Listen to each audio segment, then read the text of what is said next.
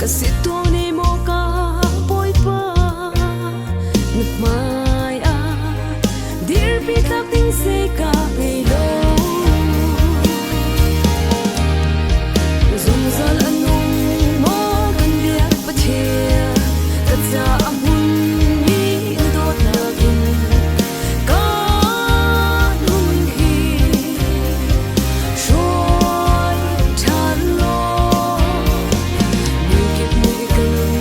a hin nam mui nu nu an khu na ka tha rao thia in kan ka thop sham boy pa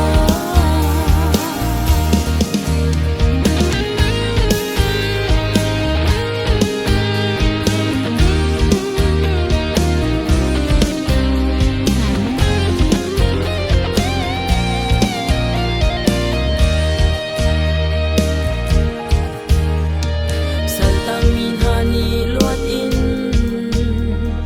mi chole ka bein ha zong khom hu in nang na ram rian a I chok vai na se ka du se ka tum sa du tha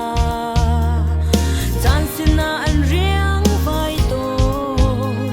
ka ai a lung ta ke na mo au swal lai ti ka ro a ka chel ton lo zum zal an nung mo kan bia pa chia ka cha mun mi na dot na in ka nun hi shoy chan lo mi kip mi kan nun a hin nam mui du nung an mu na ka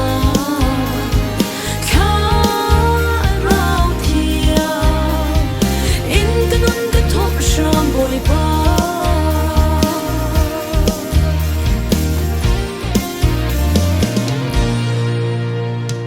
mi chat not le dot na kong mi kip sin na than